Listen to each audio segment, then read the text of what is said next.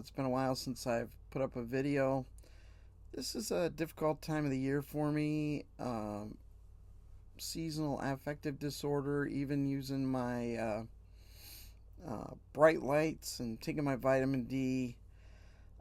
I struggle with this time of year, and some days I just have to pray my way through the day just to keep moving and going.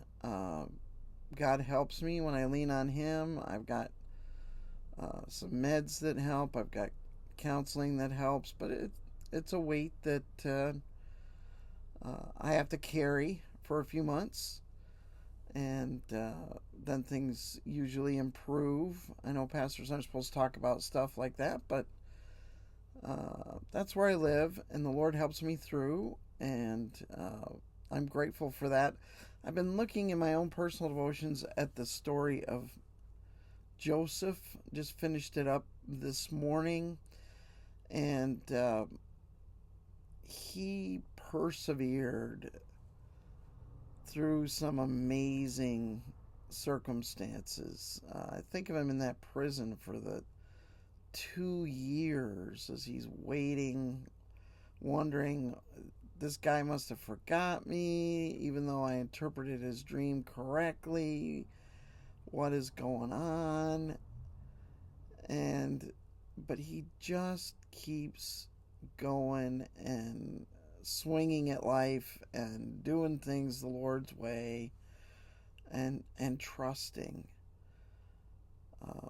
And all of this is getting him ready so that God can elevate him to number 2 in Egypt.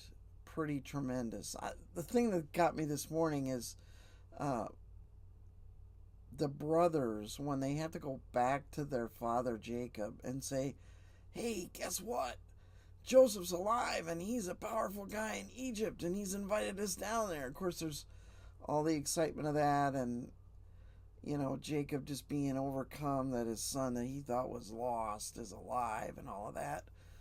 But you wonder about this trip down to Egypt. This morning I'm reading that Jacob stopped in Beersheba and worshiped the Lord there, and the Lord said, don't be afraid, go down, this is part of the plan, I'm going to make you into a great nation down there.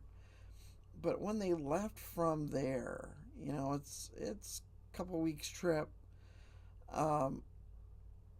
with flocks and herds, maybe a month.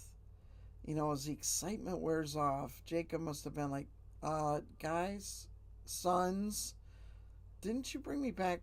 That was Joseph's robe, right, that you brought back? Yeah, Dad, it was definitely Joseph's robe. We took it off of him. And this blood that it was covered in, well, that was goat's blood. So you wanted me to think he was dead? Yeah, we did. Well, what happened to him? I mean, did you just leave him in a hole and he climbed out? Well, no, Dad, we sold him as a slave to the Ishmaelites, and we figured that would take care of him. Uncomfortable conversations, to be sure, and the brothers had to own all of that stuff. And Judah, who was the hero at this point in the story, has got to own his responsibility for that stuff as well.